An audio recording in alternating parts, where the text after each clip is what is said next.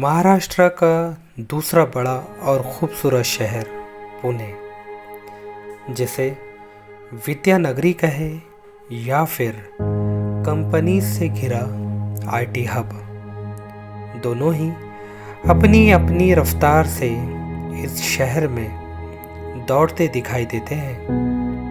वहीं इसी शहर में एक ऐसी जगह भी है जो गुमनामी की परतों पे दबी जा रही है, जिसे गरीबों की बस्ती भी कहते हैं या फिर सिर्फ खड़की।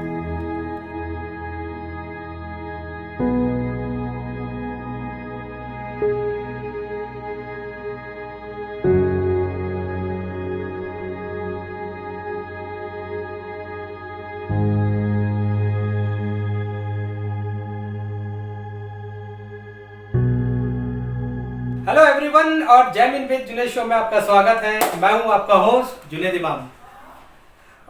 आज का एपिसोड थोड़ा सा इम्पोर्टेंट भी है, ख़ास भी है, मेरे तजुर्बे पे है, क्योंकि मैंने इस पैंडेमिक सिचुएशन में जो नज़दीक से देखा, ऑब्ज़र्व किया एक एरिया को खासकर, और किस तरह से उस सिचुएशन में एक ऑर्गेनाइजेशन है जिसने बड़े नज़दीक से काम किया, उनके लोगों ने नज़दीक से काम किया, और ना बल्कि काम किया, लोगों को बचाने की कोशिश की है, कामयाब कोशिश की है, और एक अच्छा काम वहाँ से निकल कर आया है। और मुझे बड़ा मोटिवेट हुआ, मतलब मैं बड़ा मोटिवेट हुआ उस चीज़ों से, और मुझे लगा कि ये ऐसा सेगमेंट आप लोगों के लिए भी रखूँ ताकि आप लोग भी मोटिवेट हुए। तो चलिए देखते हैं इस सेगमेंट को। की बात करते हैं, जहां पुणे में लगातार कोरोना के बढ़ते मामलों की वजह से आज की बात करते हैं, जहां पुणे में लगातार कोरोना के बढ़ते मामलों की वजह से आज फिर से लॉकडाउन कर दिया गया। के लोग जो है वो काफी गाइडलाइंस फॉलो नहीं कर रहे थे। अनलॉक जब से हुआ है महाराष्ट्र में काफी तादाद में बाहर भी निकले, जिसकी वजह से मामले भी बढ़ गए। तो इसीलिए ये सख्ती बहुत जरूरी है, ऐसे गवर्नमेंट का कहना है। मैं इरफान मंजूरुल हसन करनालकर। मैं सावित्रीबाई फुले पुणे यूनिवर्सिटी के अंदर जॉब करता हूँ, और जॉब के अलावा मैं जिस ऑर्गेनाइजेशन से जुड़ा हुआ हूँ वो बेसिकली ये ऑर्गेनाइजेशन 1942 में इसकी बुनियाद डाली गई थी हमदर्द लाइब्रेरी के से।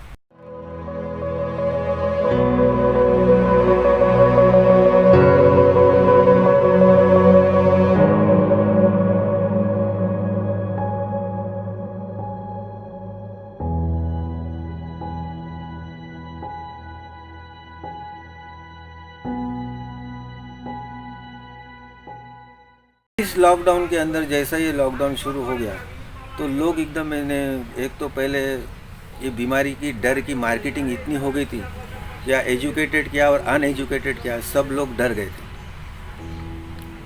और उसमें ये लॉकडाउन, कोई बाहर निकलेगा नहीं, कोई काम करेगा नहीं। हमारा यहाँ ये मजदूर पेशा एरिया है, तो हम लोग ने जैसे ही लॉकडाउन शुरू हो गया तो पहले 8 दिन के अंदर ही हम लोग ने, हमारी टीम ने रिसर्च करना शुरू की कि जो ज़रूरतमंद है, और हमारे बैतुल माल से जिसी को भी मदद जाती है विदाउट रिसर्च नहीं जाती। किसको मेडिकल का, किसको अपनी फ़ीस भरने के लिए पैसे कम है, उसका एप्लीकेशन लिया जाता, और उसके बाद 3 दिन में हमारी रिसर्च टीम करती कि नहीं सही में ही ज़रूरतमंद है, फिर हम उसको चेक देते हैं।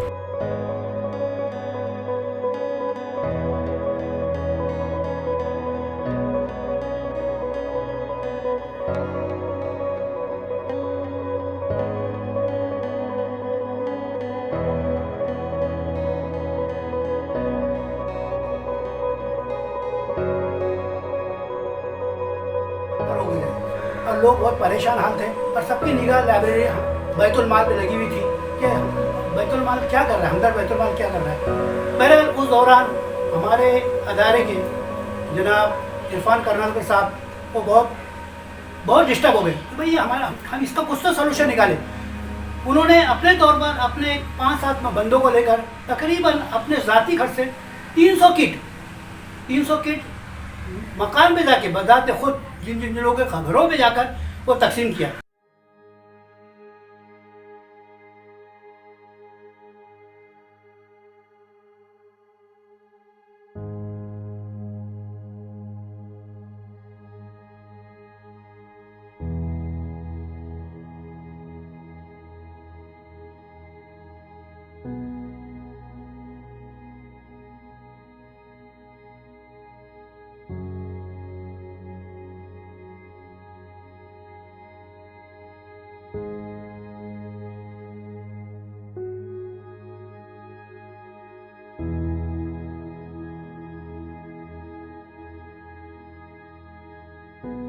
गवर्नमेंट के जितने स्कीम्स निकलते हैं ऑर्फेन के लिए, विडोज़ के लिए, जो विडोज़ का कोई आगे पीछे नहीं है, तो गवर्नमेंट के भी कुछ स्कीम्स है। क्या उनके डॉक्यूमेंट सबमिट करें तो एवरी मंथ उनको 1000 रुपये या 1100 रुपये स्टार्टिंग मिलते हैं। तो इसके लिए भी हमारी टीम काम करती है कि ऐसे कोई विडोज़ है, विधवा है, क्या इनके डॉक्यूमेंट्स जमा करके उसका पूरा खर्चा है, इसके डॉक्यूमेंट्स बनाने के लिए भी डोमिसाइल सर्टिफिकेट और बहुत से सर्टिफिकेट्स लगते, वो सब बनाने के लिए भी राउंड अबाउट 1500 रुपीज़ खर्चा आता है। वो भी खर्चा बैतुल माल करता है और वो बेवा को उसका वो बेनिफिट जो गवर्नमेंट से मिलता है वो भी उसको दिला के देते। और वंस एक बार अगर कोई बेवा को बेनिफिट मिलना शुरू हो गया, महीना 1500, तो फिर हम वो बेवा को बैतुल माल से मदद बंद कर देते, क्योंकि बैतुल माल से हम कुछ ऐसे बेवाओं को मंथली भी वजीफ़ा दे रहे, लेकिन अभी हमारी कैपेसिटी 700 रुपीज़ है, इनको मंथली दिया जाता है। इसके अलावा ईद उल अज़हा से पहले जो मदद दी जाती है टू सेलिब्रेट द ईद, वो भी दिया जाता है, ईद उल फितर के वक्त भी दिया जाता है। तो ये लॉकडाउन के बाद में अभी जो प्रॉब्लम्स आए, ये सब प्रॉब्लम्स करते हुए ये कहने मुझे बहुत अफसोस होता है कि हमारे पास इस लॉकडाउन के अंदर मैंने एक देखा कि हम लोग टोटल डिसऑर्गेनाइज है। हमारा एरिया क्या, हमारा स्टेट क्या, हमारी पूरी कंट्री डिसऑर्गेनाइज है।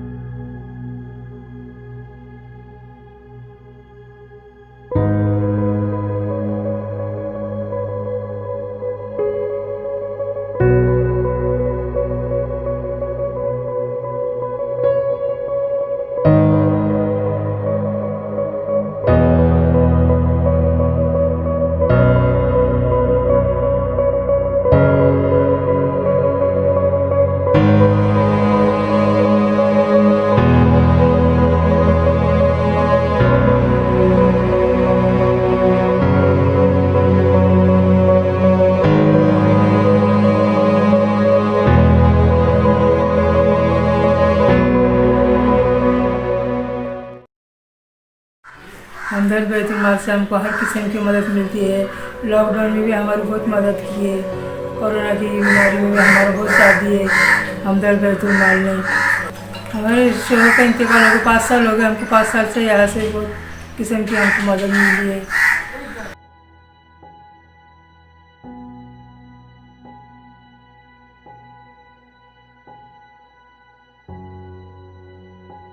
हमारी गरीबी है, मतलब कमाने वाले कोई नहीं है, आदमी की तबीयत ठीक नहीं रहती, आंखों में दिखता नहीं उनको कुछ। पहली बात तो अभी तो उनका दिमाग एकदम ये हो गया, कुछ समझ में नहीं आता उनको कैसे कर।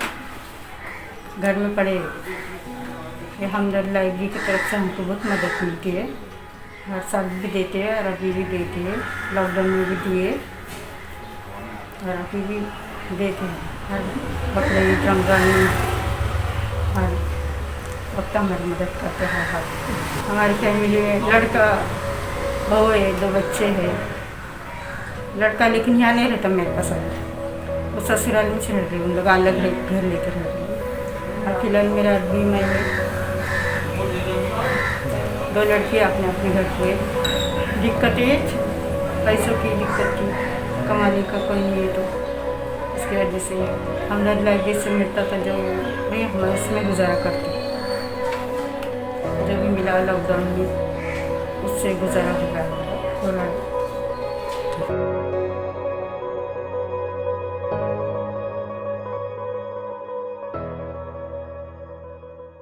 हमदर्द बैतुल माल, कितना अमेजिंग इनका स्टोरी है और कितना दिल से और गहराई से इन्होंने लोगों की खिदमत की है। ऐसा नहीं कि ये लोग भी इन्फेक्टेड नहीं हुए, इसके बावजूद भी, ये सब होने के बावजूद भी ये लोग जुड़े रहे कोशिश करते रहें और बड़ा इंस्पायरिंग काम इनका निकल कर आया है।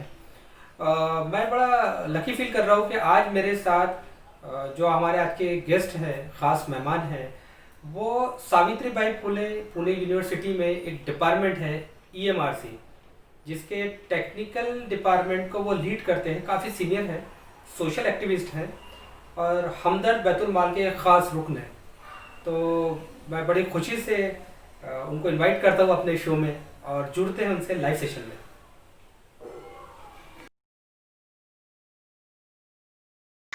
हेलो एवरीवन और जैमिन विद जुनेद शो में आपका स्वागत है। मैं हूँ आपका होस्ट जुनेद इमाम। और जिस तरह मैंने अभी पहले पोर्शन में हमदर्द, खड़की और बहुत सारे जो चीज़ें हैं उस ताल्लुक से बहुत सारी बात की है। आज हमारे साथ जो हमारे ख़ास मेहमान हैं वो सावित्रीबाई फुले पुणे यूनिवर्सिटी में एक बड़ा डिपार्टमेंट है ईएमआरसी, उसका जो टेक्निकल डिपार्टमेंट है उसको वो लीड करते हैं। काफ़ी सीनियर है और साथ ही ग्रेट सोशल एक्टिविस्ट है। खड़की से बिलोंग करते हैं। और मैं बताता चलूँ कि खड़की में एक हमदर्द लाइब्रेरी करके एक बहुत पुराना ऑर्गेनाइजेशन है जो शायद आज़ादी से पहले से ही शुरुआत हुई है उसकी। और बहुत छोटा सा ऑर्गेनाइजेशन था, लेकिन लोगों की मेहनत, लोगों के काम, लोगों की मोहब्बत से वो इदारा बढ़ते गया और आज हालत ये है कि वो एक ऐसा घना झाड़ हो गया है, बोल सकते हैं एक ऐसा बड़ा ऑर्गेनाइजेशन हो गया है कि उसके अंदर से बहुत तरीके के काम हो रहे हैं।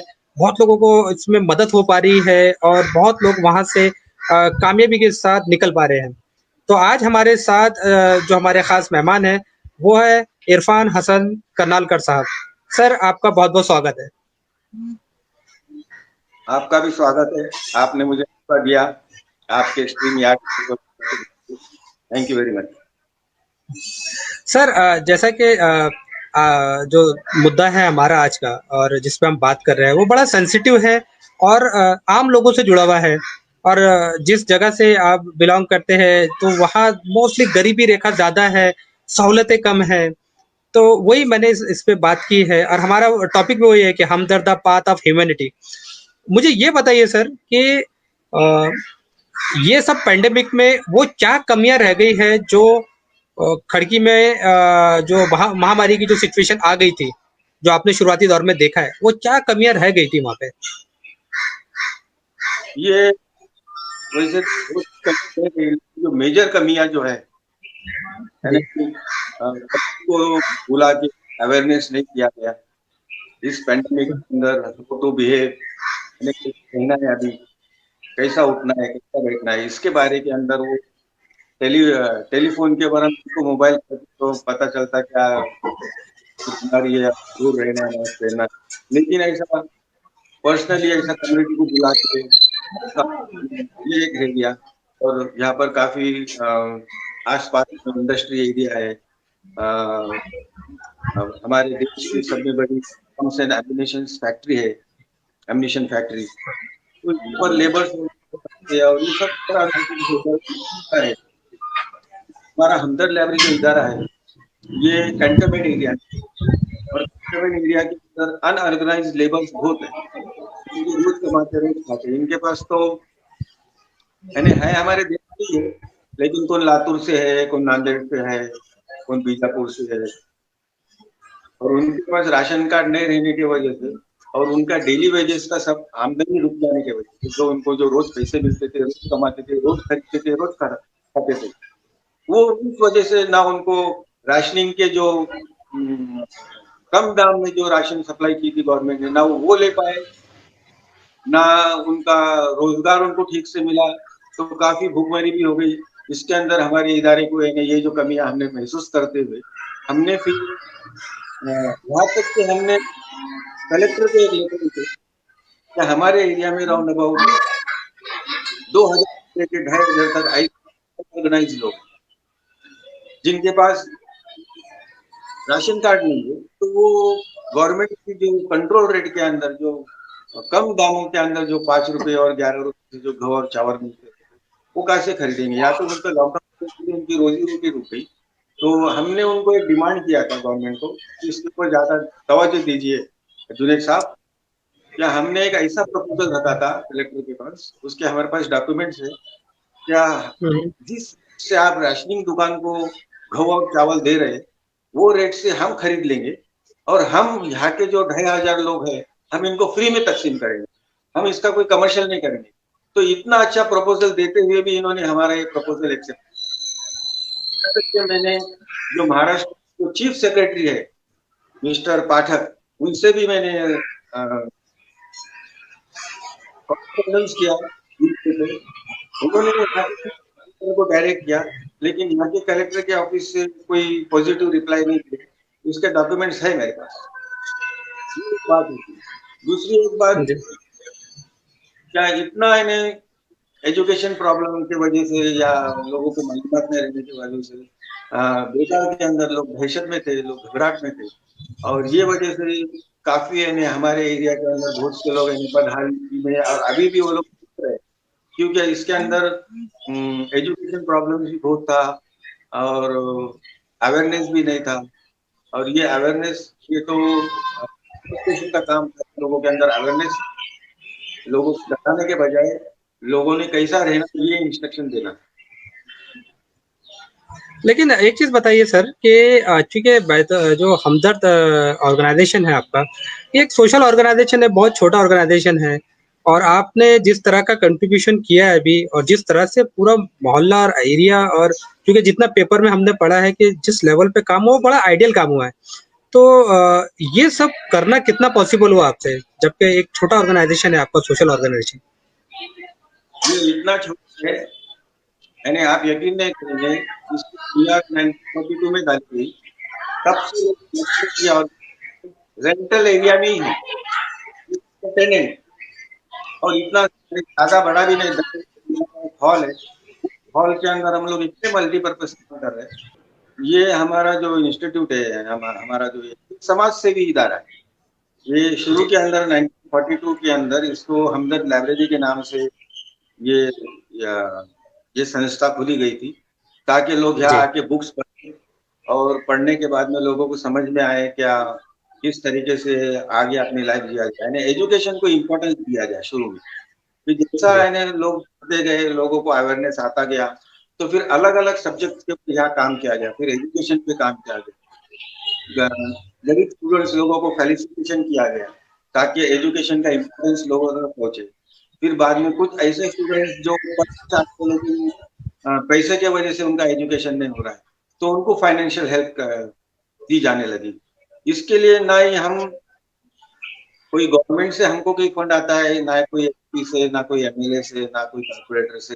ये हमारे एरिया के जो हमदर्द लोग हैं, वो हमदर्द लोगों से हम लोग कंट्रीब्यूट करते हैं, उन लोग से वर्गनी वगैरह लेते हैं, वो वर्गनी लेके हम लोग ये काम करते हैं।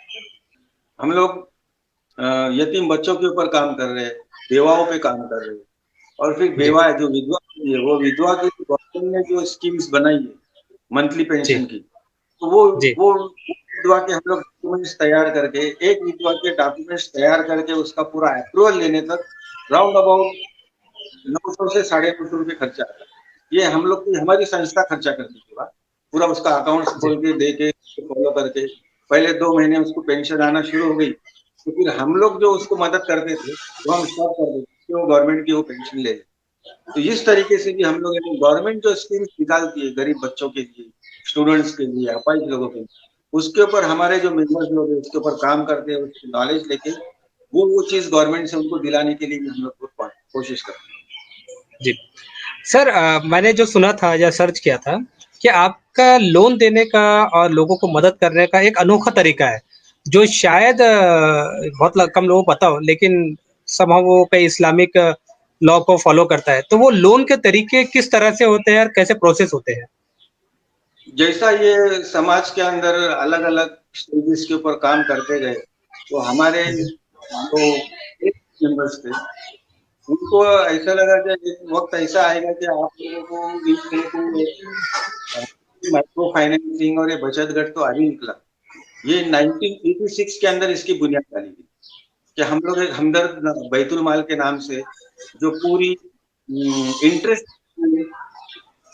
लोगों को दिया जाता है। उन्हें फर्ज करो कि एक रिक्शा ड्राइवर है, रिक्शा भी उसको खुद की नहीं थी, वो कोई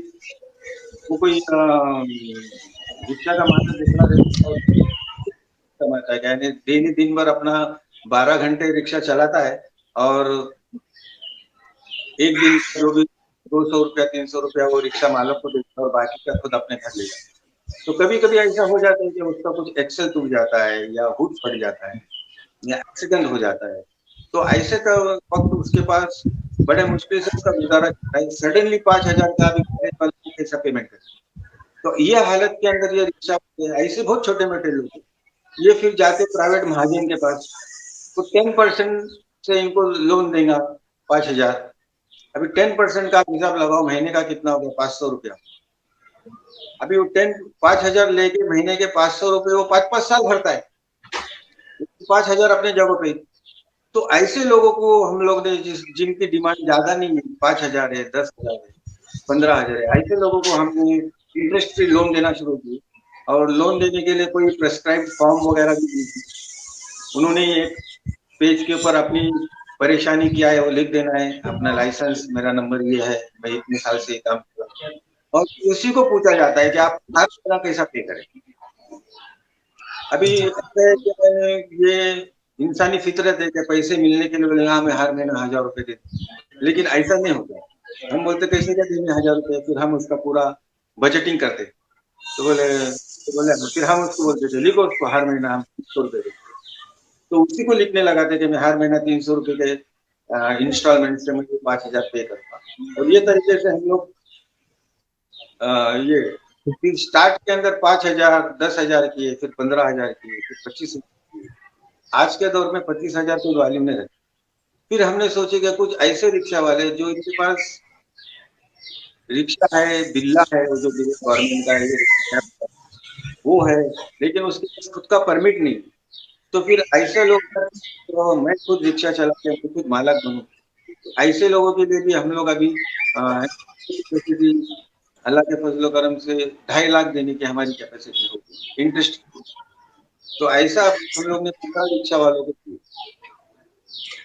सर ये कोरोना और पेंडेमिक टाइम में जो आप लोगों में इंक्लूड आप भी सर, जिस तरह आप भर कर गए और बहुत लोगों की जान भी बचाई, आप लोग हॉस्पिटल लेके गए, जो अगर कोई सीरियस होता था तो आप डे नाइट काम करते रहे उसके ऊपर। इन सब में जब आप ये कर रहे थे तो किसी तरह का भय था या क्या वो चीज़ थी जो आपको मोटिवेट कर रही थी, क्योंकि आप डे नाइट इसी चीज़ पे थे? देखिए, क्योंकि हम लोग ज्यादा करके मुस्लिम रिलीजन के अंदर जो तालीमात है, यानी ऐसे पैंडेमिक के टाइम पे कैसा बिहेव करना, तो हम लोग वो फॉलो कर रहे हैं। हम लोग ऐसे फॉलो करने के लिए उसके लिए कोई ज्यादा पैसे की भी जरूरत नहीं है। हम लोग कॉलोनी खाते थे, जितने भी हमारे अभी ये कॉलोनी तो एक जन को 6 महीने चलेगी कलंजी से हम लोग एहतियात बरत के मास्क लगा के हम लोग बिना बगैर डरे हम लोग ने ये लोगों की खिदमत की। और अभी तक हम लोग ने 29 ऐसे पेशेंट्स उनको बोल दिया गया था क्या आप अभी बड़े हॉस्पिटल में एडमिट हो जाओ, उन्हीं के घर के अंदर हम लोग ने ट्रीटमेंट कराया और दे आर यानी ऊपर वाले की दुआ से वो लोग अभी हेल्दी। और फिर जो कर सकते हैं कि एडमिट होने के लिए, तो उनको भी एडमिट करके हमने प्रॉपर उसके ऊपर हमने मॉनिटरिंग किया कि ट्रीटमेंट हो रहा है या नहीं। सर ये इतना डिफरेंस क्यों दिखता है कि एक छोटा ऑर्गेनाइजेशन अपने एरिया को बचाने में पूरी तरह से कामयाब होता दिखता है, वहीं दूसरी तरफ ऐसे दूसरे और बहुत सारे एरिया है पुणे के जहाँ पे गवर्नमेंट की सुविधा चीजें होने के बाद भी कंट्रोल के बाहर हो गया। ये डिफरेंस क्यों दिक्कत आता है? ये डिफरेंस अभी इसमें लैक ऑफ अवेयरनेस और लोगों के अंदर जो डर है, एक्चुअली लोग वो डर भय और घबराहट हमने डे वन से हमारे एरिया के अंदर हमने जितने है और वो ऑलरेडी पहले से ही दवाई ले रहे हैं, तो उनको हमने बोले कि आप लोगों को ज्यादा चौकन्ना रहना है, आप लोगों को ज्यादा दक्षता लेना है, यानी आप अपनी जो भी मेडिसिन है बरोबर मिस ना करें और बराबर। इसके अलावा उनको हमने खाने पीने की हैबिट्स भी हमने ये खाओ, ये जाना खाओ, ये मत खाओ। हमने सब लोगों को नॉनवेज स्टॉप करने के लिए, भाजी पाले के अंदर पकाने में और क्लीन करके पकाने में ज़्यादा आसानी होती है, और ये वजह से हम लोग ने लोगों के अंदर काफ़ी अवेयरनेस किया। जी। तो सर आप बैतुल माल और उसके कॉन्सेप्ट और उसके कंट्रीब्यूशन इस सब की तालीमात के बारे में आप कुछ बता रहे थे, उसी को आप कंटिन्यू करिए। क्या ये बैतुल माल जी, हमारे हमदर्द ने जी। 1986 में इसकी बुनियाद डाली। 1986 में हुँ, हुँ। इसकी बुनियाद डालने की वजह ये है, क्या रमज़ान के महीने में मुस्लिम को काफ़ी खैर खैरात, धर्म, लोगों को मदद करने का जज़्बा रखते हैं, इफ्तारी प्रोग्राम्स लेते हैं, लोगों को खाना खिलाते हैं, हुँ, रोज़दारों हुँ। को, गरीब रोज़दारों को खाना वगैरह खिलाते हैं। तो ऐसी हालत के अंदर कुछ कंपल्शन भी है शरीयत में कि हर एक इंसान ने अपना फितरा निकाले, हर एक इंसान ने अपना ज़कात निकाले। अगर उस कैटेगरी में आते तो उसको साहिब निसाब कहते हैं। अगर वो आते हैं उसमें जी, तो, और ये ज़कात गरीबों का इसका हक है। ज़कात का पैसा ना मस्जिद को लगता है, ना मदरसों को लगता है। जो यतीम जी, बच्चों को या विधवाओं को, बेवाओं को, या उम, कोई परेशान हाल है उसको, लेकिन इसकी काफ़ी लूट देखी गई हमारे पहले वाले मेंबर्स लोगों में। यानी ये इस पैसे की बहुत लूट हुई है और सही हकदार लोगों को नहीं जा रहा है पैसा। और काफ़ी यानी आपने देखे रहेंगे कि रिसेंटली जो सच्चर कमेटी की रिपोर्ट है, मुसलमानों की जो हालत है जो है, वो दूसरे दलित कौमों से भी नीचे की स्तर पे है, और ये सब मामला जी, रुका हुआ रहता है पैसे की वजह से। और अगर एक आदमी फाइनेंशियली अगर सैटिस्फाइड था, तो उसके आगे डेवलपमेंट्स, एजुकेशंस के, रहन-सहन के अंदर भी काफ़ी आपको डेवलपमेंट्स। तो ये सब सोचते हुए इसकी बुनियाद डाली गई।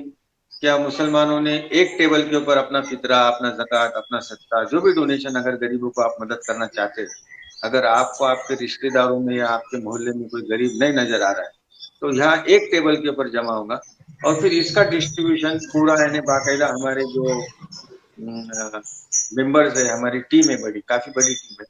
ये लोग पूरी एरिया का रिसर्च करके मुस्तैद लोगों को उनके घर जाके उनको ये रकम दी जाती, और इसकी बुनियाद 86 में डाले। अभी करीबन मेरे ख्याल से 35 साल से ज़्यादा हो गए। उस वक़्त हम लोग इस रकम से गरीब बच्चों के एजुकेशन के लिए, गरीब लोगों के मेडिकल के लिए काफ़ी यानी करोड़ों रुपया, अगर आप कैलकुलेशन करेंगे तो कम से कम करोड़ों से ज़्यादा रुपया इस गरीबों पे सर्व हुआ। ये मुसलमानों का पैसा ही जो वेस्ट होता था, जो लोग, दूसरे लोग यानी झूठे वादे से, झूठी बातों से, झूठे पैम्फलेट छाप के लूट लेते थे मुसलमान, तो वो पैसा लूटना बंद करके हमने हमारे एरिया में शुरू किया। ये शुरू करने के बाद में हमने फिर काफ़ी लोग इससे मुतासिर हो गए। काफ़ी लोग बोले हमको भी करना है, तो हमने उनको भी ट्रेनिंग दी कि किस तरीके से करना है ये। और फिर ये यानी हमारे देखने के बाद महाराष्ट्र में कई बैतुल माल शुरू हुए, लेकिन सब लोगों ने उसका जो अ, रहबरी या उसका मार्गदर्शन जो है, वो हमारे हमदर्द बैतुल माल से लिए। जी। सर हमारी जो ऑडियंस है, जो ग्लोबल ऑडियंस है, तो हाँ। उन ऑडियंस के लिए और जो ह और सारे जो हमारे व्यूअर्स हैं, उनके लिए लास्ट में आप क्या मैसेज देना चाहते हैं? ग्लोबल ऑडियंस के लिए मेरा ये बोलना है, क्या हम देश से काफ़ी लोग ऑस्ट्रेलिया में हैं, अमेरिका में हैं, जर्मनी में हैं, अमेरिका में हैं, और अमेरिका का $1 अगर यहाँ भेजें तो 75 रुपीज़ हो रहे हैं। और अमेरिका के अंदर जो कमाने वाला आदमी, उसको साल में अगर एक $500 देने में उसको कोई परेशानी नहीं। जैसा हमारे इंडिया के अंदर एक ₹500 किसको मदद देने के लिए एक यानी मैन है, ₹500 देने में उसको कोई परेशानी नहीं। तो अगर ये हमारे को एक 100 डोनर्स मिल गए, तो हम लोग का यानी दावा है, क्या एक्चुअली हम पुणे डिस्ट्रिक्ट के अंदर कोई नहीं छोड़ेंगे। हमारा दावा है। हाँ, 100 every year, not only month. $500 yearly. अगर हमको 100 ऐसे डोनर्स मिल गए जी ऑस्ट्रेलिया के, तो हमको ऑस्ट्रेलिया से भी काफी लोग हम किसी के पास ऐसा रिसीट बुक लेके हम लोग ऐसा मुहिम नहीं चलाते। हम लोग का एवरी ईयर एनुअल रिपोर्ट छपता है। एनुअल रिपोर्ट छपने के बाद ये लोगों तक सर्कुलेट होता है, फिर उसका पॉलिनेशन भी होता है। मेरे पास आई, मैंने मेरे फ्रेंड को दिया, यार ये लोग बहुत अच्छा काम कर रहे हैं, फिर उसने उसके फ्रेंड को दिया। इस तरीके से हमको ये लॉकडाउन के अंदर हमको जो हमारे जो एनुअल रिपोर्ट्स पढ़े हुए लोग थे, उन लोगों ने हमको फोन कर करके हमारे अकाउंट्स में पैसे डाले। जो लोग गरीबों को मदद करने वाले लोग थे, ऐसे लोगों का भी सब कुछ रुक गया है, डेली वेजेस वाले। तो हम लोग ने 2 लाख राउंड अबाउट हम लोग ने कैश डिस्ट्रीब्यूट किया। एवरीथिंग इज रिकॉर्डेड, कुछ ऐसा ये नहीं है। और अल्लाह के फजलो करम से, और ये अल्लाह चला रहा है, और हम लोग खुश नसीब है कि अल्लाह ने से बात करके बहुत अच्छा लगा और आपने बहुत अच्छा इन्फॉर्मेशन शेयर किया। और आपने जो भी इस पैंडेमिक सिचुएशन में लोगों की मदद की है तो वो काबिल तारीफ है, और हम आपकी ऑर्गेनाइजेशन को, आपको और आपकी सारी टीम को दिल से सलाम करते हैं कि आपने बहुत बड़ा कंट्रीब्यूशन किया है सोसाइटी के लिए और ह्यूमैनिटी के लिए। आपका हमारे स्टूडियो में आने के लिए बहुत बहुत धन्यवाद सर। बहुत बहुत शुक्रिया आपका। हमदर्द बैतुल माल ज़बरदस्त काम हुआ है और बड़ा इंस्पिरेशन समाज के लिए निकल कर आया है यहाँ से, कि कैसे एक छोटा ऑर्गेनाइजेशन, वहाँ से जुड़े लोग और एक सच्ची नीयत से, एक इरादे से और ये सोच के साथ कि लोगों की मदद करना है, उनको बचाना है, तो एक मिसाल बनकर निकला है ये हमदर्द बैतुल माल से। तो हम सच्चे दिल से जितने भी मेंबर्स हैं जो हमदर्द बैतुल माल से जुड़े हैं, और वो सारे लोग जो इसमें मिलकर काम किया है सारी कम्युनिटी के लिए, इरफान सर, खासकर इरफान साहब जिन्होंने इस काम को लीड किया है, सच्चे दिल से हम उनको सलाम करते हैं और दुआ करते हैं कि आप हमेशा इस तरह से और बड़ा कंट्रीब्यूशन सोसाइटी के लिए करिए, क्योंकि आप इस पैंडेमिक सिचुएशन में मिसाल बनकर उभरे हैं।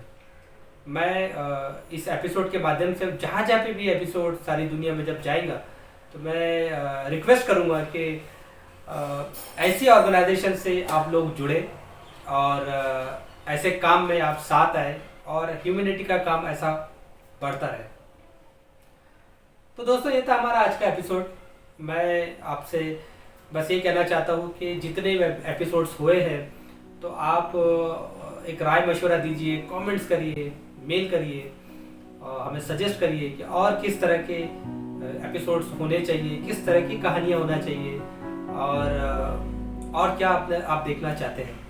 मैं कोशिश करता रहूँगा ऐसी तजुर्बे, ऐसी कहानियाँ आपसे शेयर करते रहूँ। और आप मेरे चैनल को सब्सक्राइब करें, शेयर करें, कमेंट्स करें, और बस आपका प्यार देते रहिए।